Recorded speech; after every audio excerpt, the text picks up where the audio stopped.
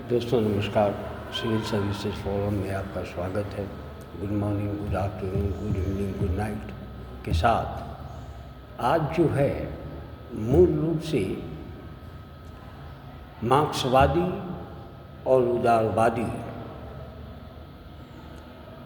दृष्टिकोण के बीच में सामंजस्य स्थापित करते हुए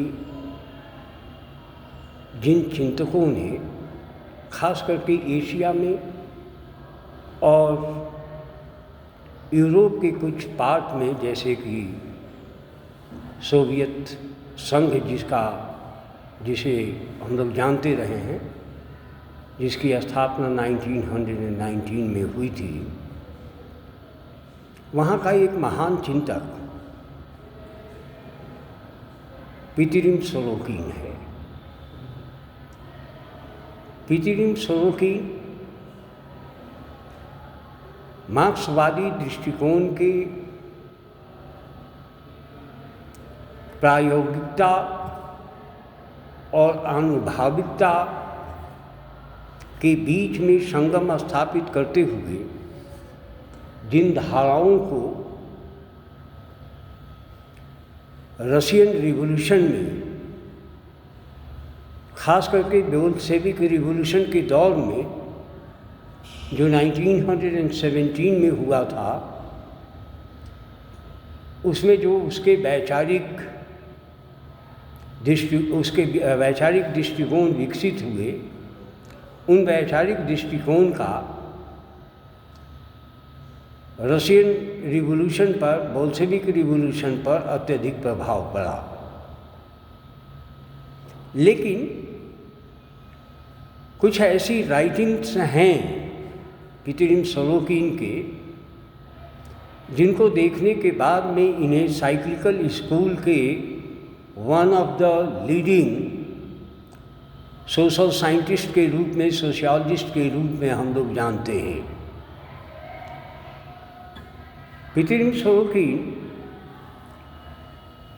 रशियन रिवॉल्यूशन में, बोल्शेविक रिवॉल्यूशन में वही भूमिका अदा किया है या अदा की है जो फ्रेंच रिवॉल्यूशन में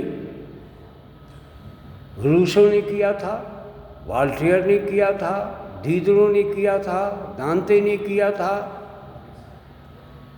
अर्थात किसी भी दौर में जो भी आंदोलन हुए हैं, बौद्धिक क्रांतियाँ हुई हैं, या किसी भी प्रकार का संक्रांति का बेला हो, जैसे आज़ाद भारत में 1974 में छात्र आंदोलन हुए थे, वह आंदोलन भी वैचारिक दृष्टिकोण का ही एक प्रतिबिंब रहा है, जिसका नेतृत्व लोकनायक जयप्रकाश नारायण ने किया था। मैं इतनी दूर आप लोगों को नहीं ले जाना चाहता, लेकिन स्पष्ट रूप से आप जानें कि दुनिया में जितने भी परिवर्तन, जितने भी विकास की गाथा लिखी गई है, वह बौद्धिक क्रांति का ही एक प्रतिफल है। अर्थात मार्क्सवादी दृष्टिकोण जो थेसिस, एंटीथेसिस और सिंथेसिस के माध्यम से समाज में परिवर्तन की धारा को द्वंद्वात्मक दृष्टिकोण से देखने का प्रयास किया है, और वहाँ पर पूंजीवादी अर्थव्यवस्था, जिसका नेतृत्व बुर्जुआजी क्लास करता है, और दूसरा जो सर्वहारा वर्ग है, जो मूल रूप से मजबूर श्रमिक जो है, उसका नेतृत्व करता है, जिसकी संख्या मूल रूप से आप देखेंगे तो समाज के हर हिस्से में, हर कोने में उसकी भागीदारी होती है, लेकिन जो मोड ऑफ प्रोडक्शन है और मोड ऑफ प्रोडक्शन का जो इंफ्रास्ट्रक्चरल कंपोनेंट है उस पर उसका नेतृत्व नहीं होता है। मूल रूप से आप देखेंगे पीतरिम सोरोकिन के दृष्टिकोण पर इटली के ही मूल रूप से आप देखेंगे मॉस्का और विल्फ्रेड पेरेटो, जिन्होंने समाजशास्त्रीय परिक्षेत्र में स्पष्ट रूप से मैकेनिकल स्कूल और साइक्लिकल स्कूल को विकसित किया था और उसी धारा को इन्होंने अपने जीवन में आत्मसात किया। लेकिन मार्क्सवादी विचारधारा पीतरिम सोरोकिन को भाया नहीं था। रूस में रहते हुए भी जो बोल्शेविक क्रांति हुई है या जो लेनिन स्टालिन के रूप में या ट्रोट्स्की के रूप में जो नेतृत्व आंदोलन क्रांति का किया गया, वह नेतृत्व जो है मार्क्सवादी दृष्टिकोण से किया गया और इसीलिए मार्क्सवादी दृष्टिकोण को कल्पनाशीलता अर्थात थ्योरेटिकलिटी से आगे बढ़ाते हुए उसे प्रैक्टिकल बनाने का प्रयास किया गया। सोवियत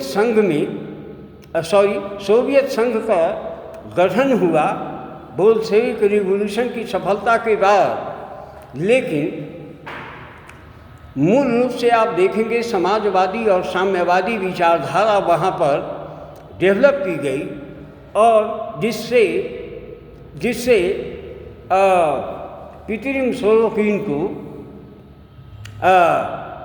ये उसके वैचारिक दृष्टिकोण की जो भूख थी वह भूख मीट नहीं पा रही थी। इसलिए उसने बोल्शेविक रिवॉल्यूशन की सफलता के बाद उसने वादा किया था पूरी दुनिया से कि जहाँ भी और जिस कंट्री को मेरी आवश्यकता हो वह आए और मुझे यहाँ से ले जाए। ये विचारधारा भारत 1947 में आज़ाद हुआ।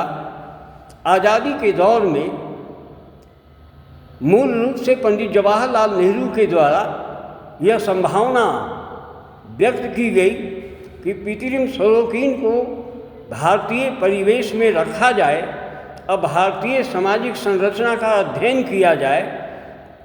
जिस तरह से सोवियत यूनियन के गठन के दौरान जिन सामाजिक संरचनाओं के माध्यम से सोवियत संघ में सोशल स्ट्रैटिफिकेशन रॉबर्ट लिंड के द्वारा जो रिपोर्ट तैयार की गई थी, उसी तरह का रिपोर्ट पंडित नेहरू भी भारतीय समाज के सर्वांगीण विकास के लिए करना चाह रहे थे।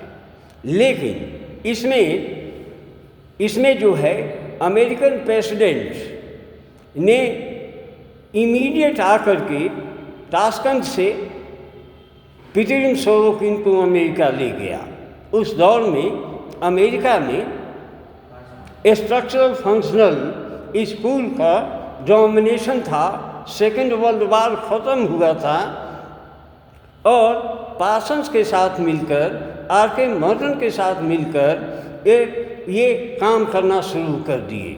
इनकी महत्वपूर्ण कृतियों में द कंटेम्पोररी सोशियोलॉजिकल थॉट एक महत्वपूर्ण राइटिंग है, जिसके माध्यम से समाजशास्त्र में संप्रदायवाद की धारा को नए ढंग से विश्लेषित किया गया है। यह पुस्तक हम सभी के लिए अत्यधिक महत्वपूर्ण है, चाहे वह यूजीसी लेवल के एग्ज़ाम हो या यूपीएससी लेवल के एग्ज़ाम हो। सोशियोलॉजी को समझने के लिए साइंटिफिक ढंग से, एम्पिरिकल दृष्टिकोण से यह पुस्तक मील का पत्थर बनी हुई है और बन सकती है। तो आप लोगों को इस पुस्तक के साथ रूबरू होने की आवश्यकता है। इन्होंने मूल रूप से आप देखेंगे तो साइक्लिकल थॉट के आधार पर समाज में होने वाले परिवर्तनों की व्याख्या की है। जैसे पेरेटो ने theory of circulation of heat के माध्यम से या लॉजिकल और नॉन लॉजिकल थ्योरेटिकल पैराडाइम के माध्यम से समाज में होने वाले परिवर्तन की व्याख्या की है। यह महत्वपूर्ण है। Thank you very much.